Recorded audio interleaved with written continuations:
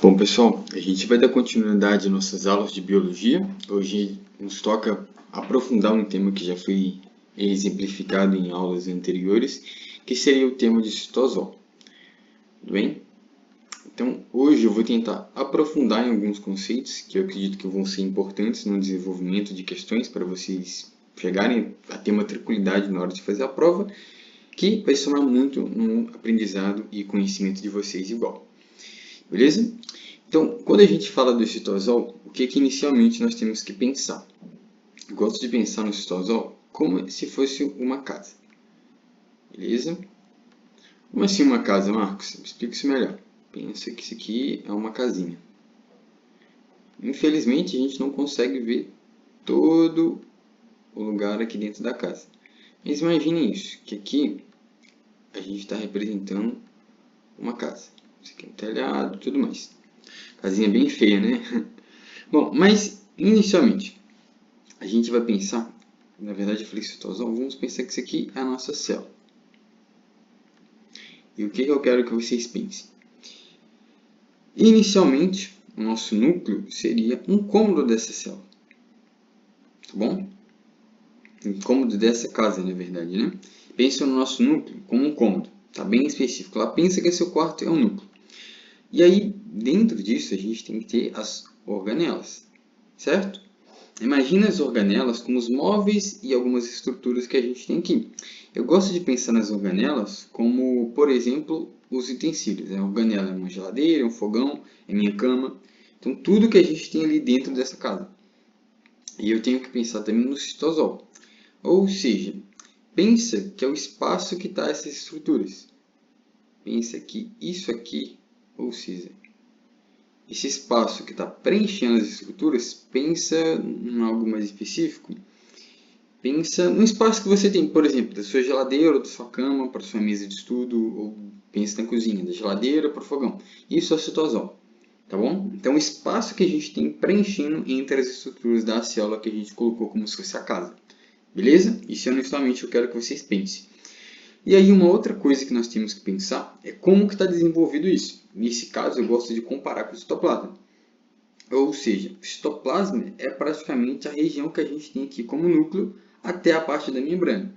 Então quando a gente fala de citoplasma, pense assim, da região de núcleo para a região da membrana. Beleza? Certo? E aí você fala assim, Marcos, por que você falou isso? Porque quando a gente fala do citoplasma, é dentro dele que a gente vai encontrar o citosol e, de certo modo, também as organelas. Tudo bem?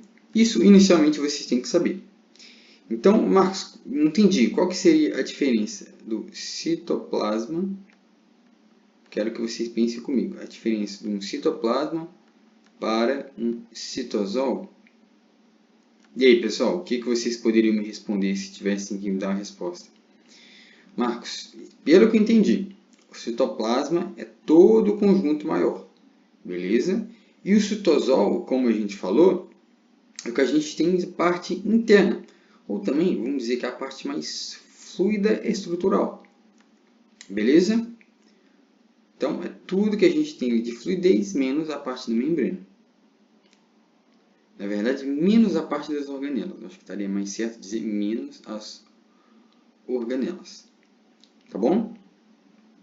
E aí, o que a princípio você pode saber também? Citosol, a gente tem um valor aproximado de 50% do volume, né? Do nosso volume citoplasmático. E, em alguns casos, você pode lembrar que o pH dele é 7,2. Beleza? Marcos, entendi. Inicialmente, eu entendi o que é o citosol, como que ele está com forma e tudo bem. Mas o que eu tenho que saber de importante? Bom, primeira coisa, não se esqueçam disso. Citosol, quando eu falo parte fluida, não quero dizer que ele seja água. Marcos, eu posso pensar que o citosol é água? Não totalmente. O que vocês podem pensar?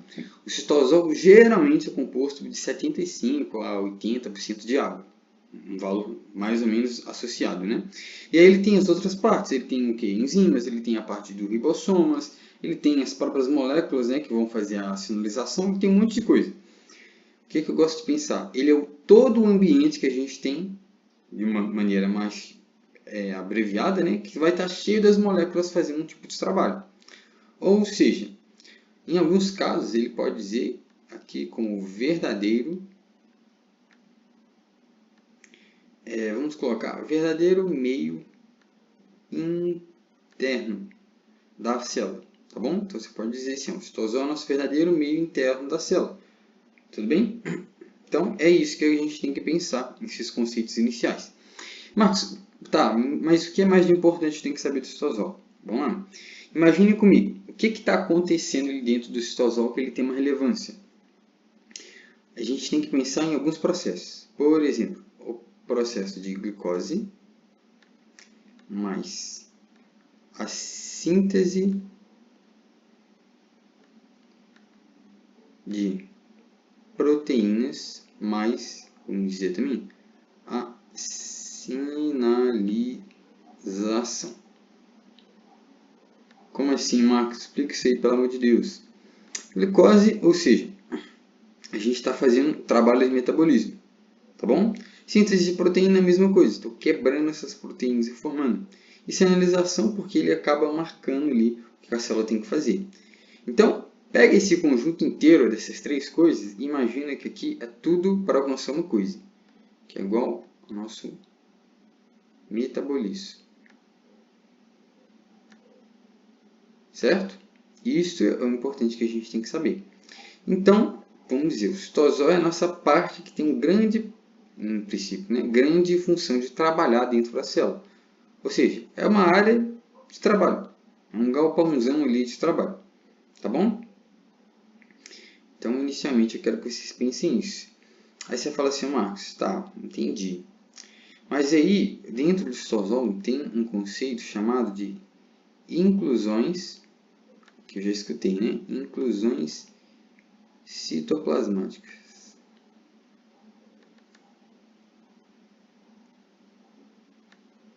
O que seria esse conceito, Marco, de inclusões citoplasmáticas? Bom, imaginem assim, a gente dentro do citosol pode ter algumas estruturas que vão ser chamadas disso, inclusões citoplasmáticas. Mas o que eu quero dizer, Marcos? São organelas, né? Não, coloque aí, não são organelas. Primeira coisa, não são organelas. Por quê? Eu quero que você pense da seguinte maneira. Quando eu falo de inclusões citoplasmáticas, pense que são coisas que estão incluídas ali, ou seja, estão mergulhadas ali. Então, por exemplo, eu posso dizer que elas ficam mergulhadas no citosol. Tá bom? Elas ficam mergulhadas no citosol. Perfeito. Então, inicialmente já sabemos o que é. Marcos, como assim? Como assim? Não entendi. Pensa que são substâncias que vão estar ali mergulhadas. Ou seja, a gente pode dizer que, por exemplo, acúmulos de nutrientes. Um exemplo que eu poderia cobrar na prova. Eu posso dizer também, a princípio, o produto do metabolismo. Tá bom? E algumas outras coisas, né? Mas acredito que não seja o maior foco para vocês na prova, não. Então, o que eu quero que vocês pensem? Que, de certa maneira, será esse o conceito. Coisas mergulhadas ali que vão ter funções, né? Funções principais. Como a parte dos nutrientes acumulados, o próprio produto da substância que vai ter esse metabolismo. E uma outra coisa que eu acho que seria interessante é vocês lembrarem, ó, aqui lembra que não, já que não são organelas, elas não possuem membrana. Esse conceito eu quero que vocês lembrem. Tudo bem? Então, ótimo. Aí você fala assim, Marcos, eu não entendi. Quando fala de inclusão, resume para mim. Você pode abreviar e dizer assim, ó, Marcos, isso aqui é material que eu posso dizer que é armazenado ou também acumulado. Beleza? Acho que está mais fácil entender assim, né? Então, inclusão, quando a gente fala Geralmente vão ser materiais que estão em estado de armazenamento e de acúmulo. Tá bom? Esse é o principal que eu acho que vocês têm que lembrar. E aí, essas inclusões, se a prova pedir, ela tem 4 tipos principais, que é principalmente o de carboidratos, a gente pode dizer também dos lipídios, podemos dizer dos próprios cristais, e depois a gente vai tentar desenvolver esse conceito, e dos pigmentos. Tudo bem? Então, ela se divide em 4 grupos maiores de inclusões: carboidratos, lipídios, cristais e pigmentos. Tudo bem? Marcos, eu tenho que saber os 4 de ponta língua, saber o que vai ter cada um? Não, eu acredito que não é importante vocês saberem. Se eu fosse dizer para vocês focarem em uma coisa, mais ou menos aqui, ó, carboidratos. Por quê? Geralmente, o exemplo que a gente tem aqui é o glicogênio. E como assim, Marcos? Eu não estou entendendo. Lembra, né? O glicogênio, o que seria? É quando a gente fala que a célula tem que guardar a glucose, ou a glicose, né? Você pode falar assim. Então, pensa lá, vamos fazer um paralelo com bioquímica. Você acabou de comer e tem muita glicose o quê? Disponível no seu sangue, certo? Então, a célula, de certa maneira, não vai conseguir usar e nem precisa usar toda essa glicose de forma imediata. Já que eu não preciso usar, eu vou começar a fazer essas partes de glicose separadas em vários pedacinhos. Ou seja, vou pegar essa glicose e separar em várias unidades da própria glicose ali. Vou começar a unir elas e pensem assim. Comecei a unir, armazenei. Fiz uma caixinha. Quando eu começo a formar essa caixinha, aí essa caixinha a gente pode dizer, essa embalagem que está envolvida ali, essa parte da glicose, a gente chama de glicogênio. Tá bom? Então, vamos dizer que são várias unidades de glicose. Então, pense nesse exemplo da caixinha. Beleza? Certo? E aí, um paralelo que eu acredito que seria importante, porque muitas vezes a prova não vai cobrar de vocês logo o conceito. Ah, me fala o que é isso aqui. O que eu tenho que saber assim? Não, geralmente não é assim. O que eu colocaria para vocês como sendo uma coisa importante? Para vocês saberem algumas coisas de caso clínico. Vamos supor. Se eu digo assim, eu tenho muita... vamos pensar. Tenho muita glicose. Estou com muita glicose aqui disponível. O que a princípio minha célula vai começar a fazer? Ela tem que o quê? Usar ou guardar? Marcos, muita energia disponível, cara, ela vai guardar. Então ela vai guardar como o que, gente? Como, pensa, a caixinha, né? Então, nossa caixinha é o glicogênio. Isso aqui é o mais importante que vocês têm que saber, tá? Então, isso eu quero que vocês saibam. Marcos, mas peraí, não entendi. Pensem comigo também, pessoal. Se eu consigo guardar quando, a princípio, precisa de energia, né? Tem muita parte disponível, e quando eu preciso de fato usar. Então, aqui, ó, quando eu necessito. O que pode acontecer, Marcos? Me explica isso aí melhor. Pense assim, quando de certa maneira eu necessito, eu tenho um outro processo. Então eu pego esse glicogênio, eu vou quebrá-lo. Então vamos lá, quebrá-lo. E de certa forma, o que acontece? A nossa glicose fica disponível. Então, a glicose volta a ficar disponível. É mais importante. E aí, pessoal, quem já fez Bioquímica 1 e 2, ou já fez uma aula de Bioquímica comigo, eu tento fazer uns paralelos, algumas coisas. Tem um processo que, a princípio, cai bastante, que é relacionado a isso que a gente falou, da glicose ficar disponível. Vocês já ouviram falar de glicogenose. Bom, glicogenose. Deixa eu ver se ficou Deixa eu apagar esse aqui que ficou bem fininho, né? Mas anote aí, esse processo se chama de glicogenólise. Vamos colocar aqui. Aqui o pincel, aqui, ó, glicogenogênese. Agora sim. Agora sim, gliconeogênese.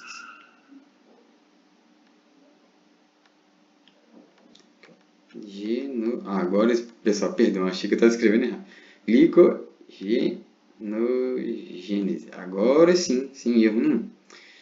Porque a gente tem gliconeogênese, glucogenogênese, glicólise, glucólise, e tem outros processos com esses gluco, alguma coisa. Bom, o que eu quero que vocês lembrem disso aqui? Marcos, muito difícil. Nada.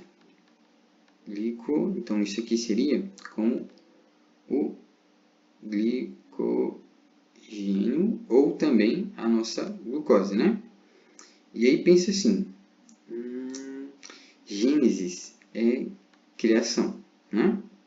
Então isso aqui é a mesma coisa que formação.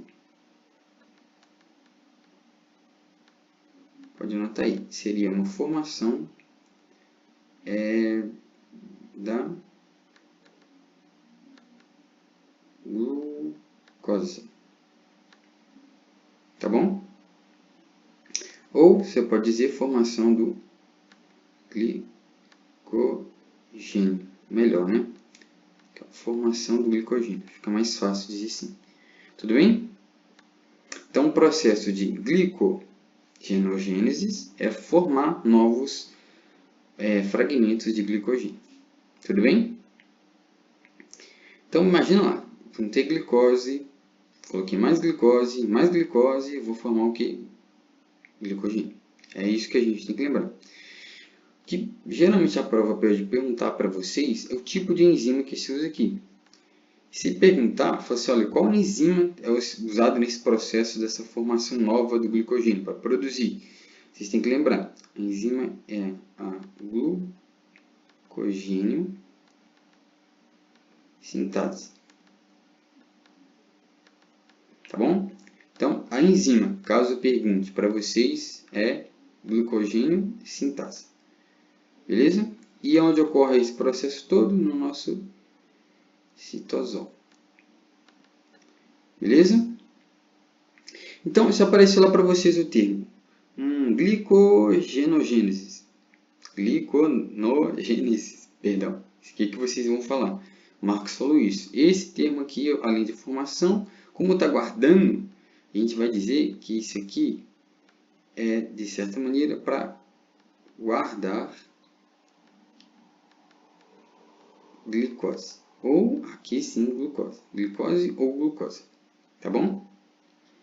Então, beleza. Tem um outro depois, que eu falei para vocês, que é meio chatinho lembrar esses nomes, porque às vezes confunde. Que é o de glicogenólise. O que seria, por exemplo, glicogenólise? Lise, né? Então, aqui a gente está falando de quebrar. O que eu quero dizer com isso? É praticamente eu pegar o glicogênio e quebrar. Então, glicogênio, quebrar. Então, quebrada ou quebra do glicogênio. Tá bom? E aí, em alguns casos, pode perguntar lá como que ocorre isso, né? Tem uma forma de vocês lembrarem. Então, pense lá, que esse aqui é nosso glicogênio. O que eu quero que vocês lembrem? De certa maneira, esse glicogênio ele vai começar a se fragmentar, então se divide em glicose 1, aqui, ó, glicose 1, fosfato, e você pode colocar assim, ó, G1P, e ela tem outra forma, que é glicose 6-fosfato. Glicose 6-fosfato. Então, as duas formas desse processo de glucogenólise seria essa. E aqui a gente pode colocar G6P. Lembra, né, gente? Fosfato, então eu já lembro do P, fica mais fácil.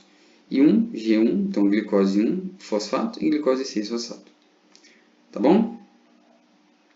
E, vamos lá, e pensa que não tem nenhuma dessas duas. Em outras condições, a gente vai ter a glicose ou glucosa livre.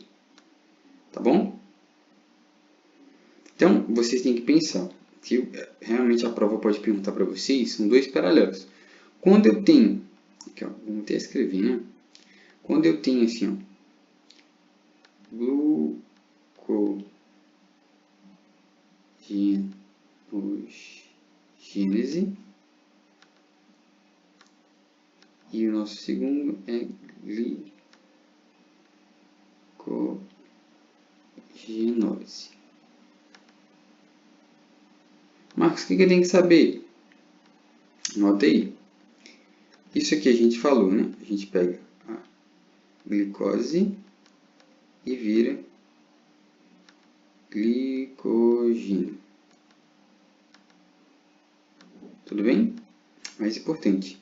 E esse segundo processo aqui a gente falou. A gente pega o glicogênio e transforma em glicose ou glucose. Tá bom? Então lembra, uma está guardando e a outra está retirando da reserva. Isso que vocês têm que lembrar. Beleza? Guarda, retira da reserva. Bom, então, perfeito. Inicialmente, eu acredito que vocês conseguem, a princípio, assimilar esses termos, né? São termos parecidos? São. Mas vê a etimologia da palavra, vai ajudar bastante vocês na hora de responder. E aí, o que eu poderia falar mais? Não sei se está totalmente, a princípio, entendível para vocês, mas vamos prosseguir. Então, a gente tem outro termo também, que é o gliconeogênese. Na verdade, a gente já falou dele, vamos só dar uma aprofundada. Então, de novo, né? Eu vou o quê? Quebrar o glicogênio? Não, a gente tem que dizer, então, formando uma glicose a partir de partes não, vamos dizer assim, não totalmente glicídicas, não tem o glicídio ali. Então, quando eu falo de gliconeogênese, aqui eu quero que vocês lembrem que esse aqui é um outro termo, na verdade, ó, porque aqui é o nosso neo, né? Então, é fabricar, vamos dizer que é fabricar glicose, então vamos dizer que é fabricar glicose a partir de outras substâncias. Então, não confundam, pelo amor de Deus. A gente tem glicogenogênese, que forma o glicogênio, né? A gente tem a glicogenólise, que quebra o glicogênio, e a gliconeogênese, ou seja, esse neo aqui, quando a gente fabrica a glicose, só que de outras partes da substância, tá bom? Então, usa aqui, ó, esse neo, pensa que é fazer glucosa nova, tá bom? E, a princípio, a gente fez também da glicogenogênese, que eu sempre confundo, e da glicogênese, da glicogenólise. Ai, meu Deus! Essas você não pode esquecer. Então, lembra, quando a gente fala aqui, ó, deixa eu voltar aqui, para vocês terem uma ideia, ó. Então, quando a gente fala de gênio aqui, pensa que eu estou fazendo glicogênio. E lise aqui, pensa que eu estou quebrando o glicogênio. Tá bom? Quero que vocês pensem assim. Acho que vai ajudar bastante. Então, vamos avançando. E aí, pensem assim, que a prova vai perguntar para vocês. Por que a gente tem dois lugares específicos que vão armazenar esse glicogênio? Que é geralmente o nosso hígado, nosso fígado e o nosso músculo. Aqui a gente tem armazenamento de glicogênio, tá? Ou seja, o fígado, vocês lembram por que ele armazena? Geralmente, né? A gente fala, geralmente na parte do glicogênio hepático. Ou seja, é tipo a reserva de glicose ali sanguínea. E é isso que a gente tem que lembrar. E o fígado, pensa, é quando a gente pega essa glicose e manda para o organismo inteiro. O músculo, pensa, a gente usa principalmente para a questão de energia, tá bom? Então, há uma diferença desses dois. Então, quando a gente fala de um fígado, pensa, ele guarda aqui essa glicose para, de certa maneira, controlar a glicose do organismo. O músculo não, a gente guarda para ele mesmo usar. Beleza?